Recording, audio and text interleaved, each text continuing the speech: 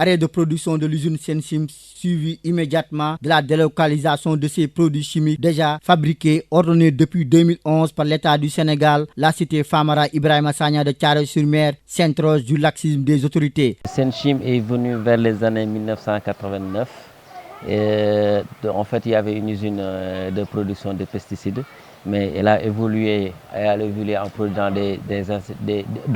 d'insecticides, mais elle a évolué en pesticides.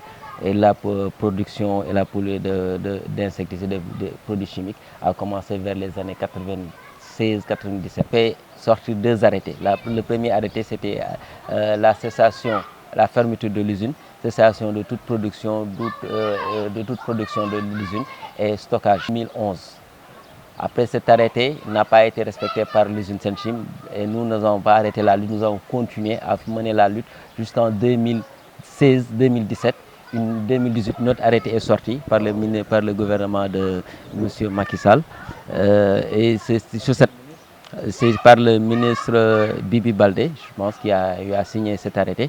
Et dans cet arrêté, il était question de cessation immédiate, à effet immédiat de Senchim. Dans l'arrêté, il était dit que le Senchim devait arrêter toute production, tout stockage, toute commercialisation et devait, par ses propres moyens, procéder dans les plus brefs délais à la dépollution du site. Nous constatons qu'il n'y a plus de production, c'est un constat que nous avons fait, il n'y a plus de production, mais le problème reste constant parce qu'il y a les déchets qui sont là. Et nous avons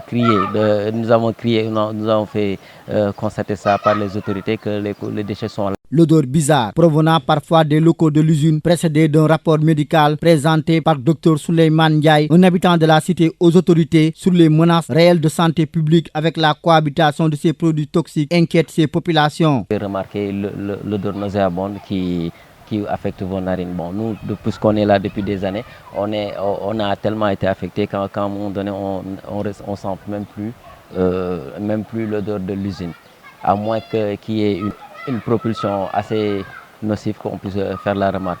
Mais cela ne dit pas que la pollution n'existe pas. Donc ça veut dire que nous, on est assez atteints à tel point qu'on ne puisse plus sentir l'odeur nauséabonde qui émanant de l'usine. Il y a eu des maladies pulmonaires que nous, en tant qu'habitants, nous avons constaté des femmes, des problèmes de fausse couche et tout cela. Et même des études ont été faites par un médecin assermenté, M. Souleymane Ndiaye, qui a eu à le faire, qui a eu à faire ses remarques. Mais au-delà de cela, le médecin du district, pendant la lutte, le médecin du district de la zone de Sikamba aussi ont eu à faire ce constat, a fait ses études et a alerté les autorités. Les gens toussent du sang. Il y a des maladies nasales chroniques, d'autant plus que quand nous avons eu à faire des alertes, des études venant des autorités du ministère de la Santé sont venues sur place. Ils ont fait les constats.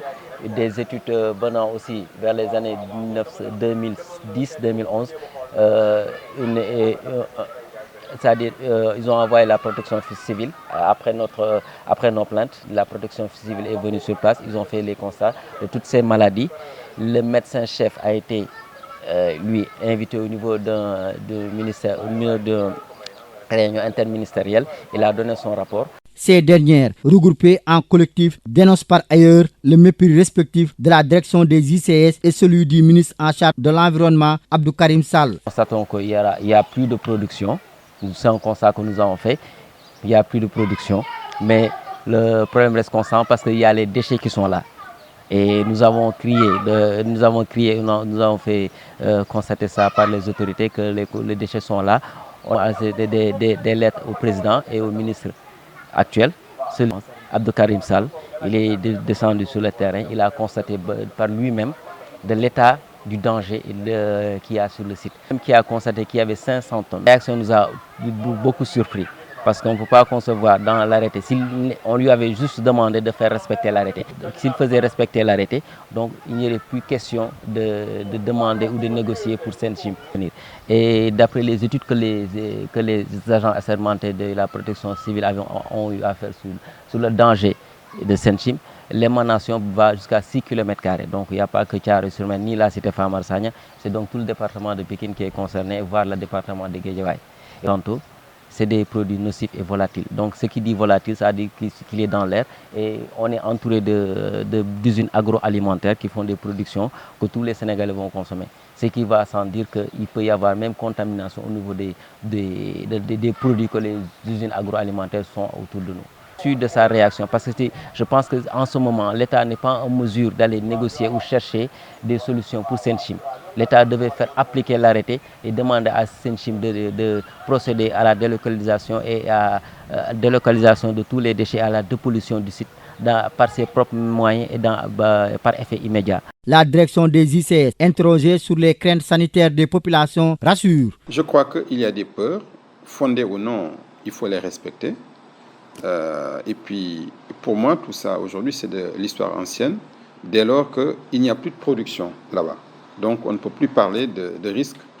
Les stocks dont nous parlons, je ne veux pas les qualifier, parce que je vous ai entendu dire stock toxique. Bon, je ne veux pas qualifier ces stocks-là. Pour moi, en tout cas, je ne vois pas de préjudice que la proximité de Senchim pourrait porter aux populations en l'état actuel. Nous nous attachons à rebâtir cette relation de confiance avec les populations de la cité Famara Ibrahima Sagna, même si nous n'avons plus d'activité dans la zone. Évidemment, aujourd'hui, et j'espère que le temps vous sera donné pour visiter les installations de Senchim, vous verrez que d'abord, les stocks sont confinés, tous. Ils sont gardés dans des endroits assez... Une visite des locaux de l'entrepôt de l'usine Senchim nous a permis de constater que le sol où étaient stockés ces produits chimiques avant leur stockage dans un hangar n'est pas toujours décontaminé, même si les responsables techniques donnent des gages. Nous avons dégagé tous les produits qui étaient stockés sur le terre-plein. Et on les a confinés dans des fûts, et dans des bacs et dans des sacs en fonction de la nature du produit. Et tout ceci ensuite confiné dans ce hangar de stockage que vous venez de visiter, qui permet donc d'éviter tout ce qui est émanation vers les populations avoisinantes. En même temps, nous avons engagé un processus de caractérisation, c'est-à-dire essayer de savoir pour chaque produit quel est exactement aujourd'hui le contenant par des analyses de laboratoire. Ceci nous permettra, une fois que cette caractérisation est faite, de déterminer quelle est la méthode de destruction. Par rapport aux émanations, on avait les principales sources d'émanation, c'était plus les fûts qui étaient en état de faiblesse. C'était un des fûts qui était stocké ici depuis 2011 et aujourd'hui tous ces fûts-là ont été transvasés et conditionnés dans des bonbonnes bien sécurisées et bien fermées. Donc là, au fait, nous attendons que la troisième phase du projet consistera à envoyer tous ces produits-là au niveau des ciments. Le ministre de l'Environnement, Abdou Karim Sall, de même que le directeur général des ICS, Alassane Diallo, précise même que toutes les dispositions sont en train d'être prises pour la délocalisation de ces produits chimiques stockés en perspective de leur incinération. L'État, quand même, a pris très au sérieux cette question-là. Le reconditionnement a été fait et le confinement également. Ils ont trouvé un endroit beaucoup plus sécurisé. Cette étape dépassée, nous avions, ça c'était un objectif intermédiaire parce que la finalité pour nous, c'était de traiter de manière définitive cette question. Traiter cette question de manière définitive, c'était de se débarrasser de ces produits dangereux. Soit en les envoyant hors du pays, soit en trouvant des partenaires, bien sûr, qui devaient nous aider à incinérer ces produits parce que disposant des fours à haute température. C'était les cimentiers. J'ai reçu l'ensemble des DG des 3 cimenteries qui m'ont assuré qu'ils vont travailler en étroite collaboration avec les ICS pour trouver des solutions. Mais il y avait quand même des préalables. Les préalables étaient, il faudrait d'abord qu'il s'assure que ces produits, ces déchets, ne contiennent pas des produits qui peuvent endommager les installations qu'ils ont. Je pense qu'ils ont fait des prélèvements. Les prélèvements ont été analysés. La dernière information que j'ai reçue, d'ailleurs j'ai reçu la semaine dernière le directeur général des ICS pour faire le point avec lui sur la question. Sococim est déjà dans les dispositions parce que il reste une dernière analyse à vérifier. Est-ce que le soufre et le chlore sont inférieurs contenus dans ces liquides? Donc l'État a bien pris la mesure de trouver encore une fois des solutions à ce problème qui se pose aux populations. On n'a pas besoin d'aller voir les populations pour prendre en charge leurs préoccupations. Les préoccupations, on les prend en charge à partir des bureaux. Les préoccupations, on les prend en charge sur le terrain en rapport avec les parties prenantes.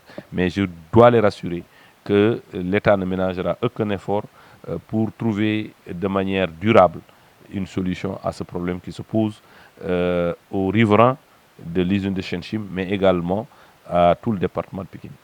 Avec l'aide très précieuse de Monsieur le ministre de l'Environnement et du Développement durable, discuter avec les cimenteries. D'ailleurs, les réunions avec les cimenteries ont été présidées par Monsieur le ministre lui-même. Nous sommes en discussion assez avancée, notamment avec la Sococim, et nous avons déjà constitué des stocks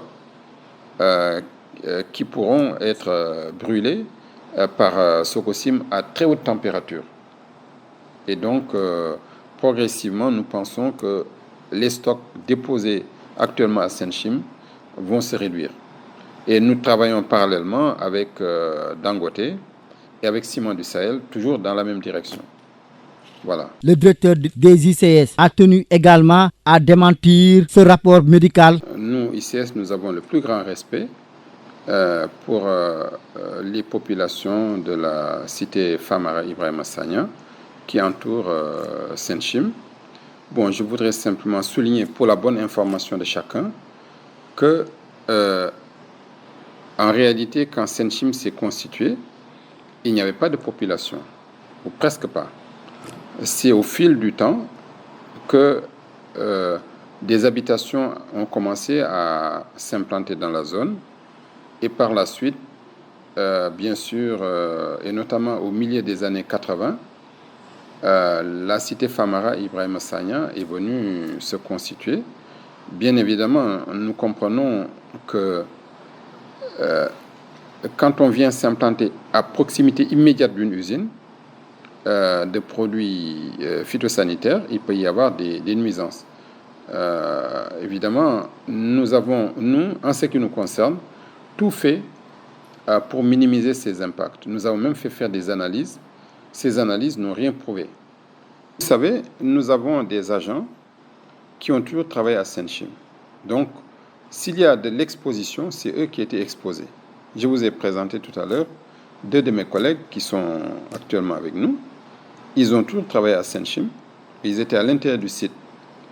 Bon, chacun peut avoir son point de vue, mais il n'a jamais été démontré par une étude scientifique que Senchim est responsable de quelque maladie que ce soit. Nous étions en activité, nous avions un service médical au niveau de Senchim. Et le service médical, d'ailleurs, recevait beaucoup d'habitants de la zone gratuitement. Mais il n'y a jamais eu de cas de pathologie autre que les pathologies classiques pour lesquelles nos compatriotes vont dans les hôpitaux. C'est-à-dire, on est grippé, on a ceci, on a cela. Mais il n'y a jamais eu un cas, en tout cas porté à notre connaissance, de maladies qui seraient liées aux activités de... Malgré ces assurances fournies par nos autorités, les habitants de la cité Famara Ibrahima Sagna ne dorment plus d'un seul œil avec ces produits chimiques dangereux stockés à l'intérieur de la défunte usine Senchim.